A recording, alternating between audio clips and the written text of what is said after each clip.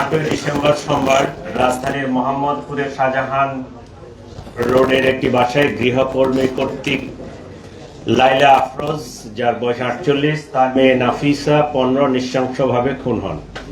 নির্মম ও বীভৎস এই সন্দেহভাজন গৃহকর্মী আয়েশা ঘটনার 3 দিন পূর্বে উক্ত বাসায় গৃহকর্মীর কাজ নেয়। কাজে যোগ দেওয়ার পূর্বে তার নাম, ঠিকানা, যোগাযোগের কোনো ফোন নাম্বার উক্ত বাসায় কারো কাছে ছিল না। সন্দেহভাজন আয়েশাকে শনাক্ত করার জন্য পুলিশ উক্ত ভবনের আশেপাশের সিসিটিভি ফুটেজ করলে জানা যায় তার মোবাইল নম্বরটি কখন কে ব্যবহার করেছেন তিনি সঠিক মনে করতে পারছেন না।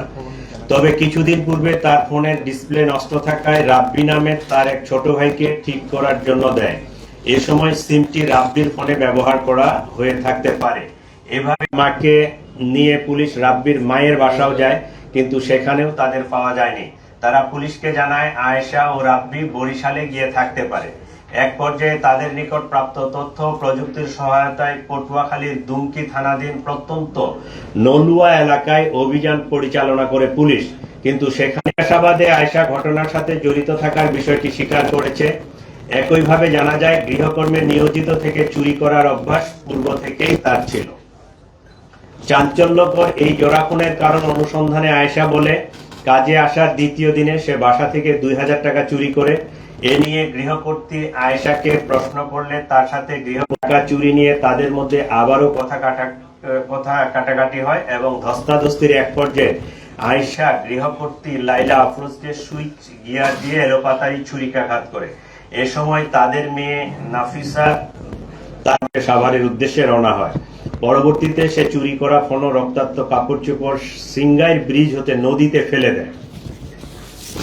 এই ছিল মোটামুটি আয়েশা সম্পর্কে। এটা একদমই ক্লুলেস একটা ঘটনা ছিল। সে মোবাইলও ইউজ করতো না, ছবি টবি কিছুই ছিল না, কিন্তু তার এই যে গলার সাইডে যে পুরা দাগটা, এইটাই আমাদের একটা ক্লু। কারণ এই পুরা দাগ নিয়ে এর আগে এই মহিলা জুলাই 25-এ ধরা পড়ছিল।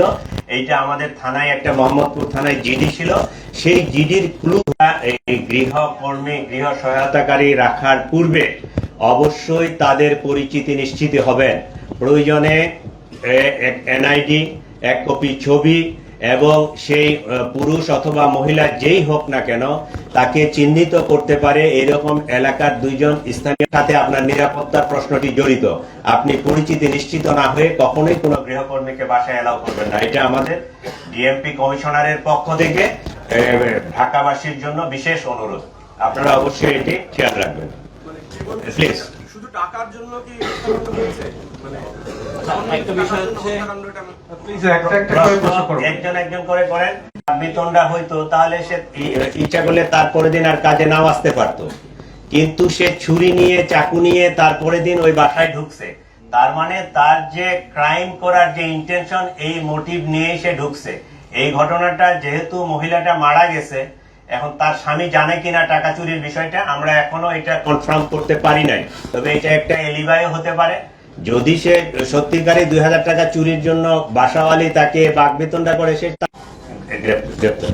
আচ্ছা, আয়েশার পুরা দাগটা নিয়ে আমরা 2 ধরনের তথ্য পাইছি, ঠিক আছে? এইটা আমরা যেহেতু এখনো ওই যে তদন্তের পর্যায়ে পুরো কনফার্ম হতে পারি নাই।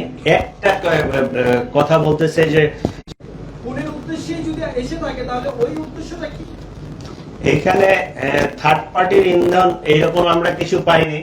সে হ্যাবিচুয়ালি এই কাজেই করে। এর আগেও সে, আমি যেটা বক্তব্যে বলছি যে জুলাই 25-এ আরেক বাসা থেকে 8000 টাকা চুরি করছিল, ওইটা নিয়েও সে এর আগে ধরা পড়ছে, তারপর জিডি হয়েছে। ওইটাই কিন্তু এই মামলাটা ডিটেক্ট করার জন্য আমাদের ক্লু হিসাবে কাজ করছে।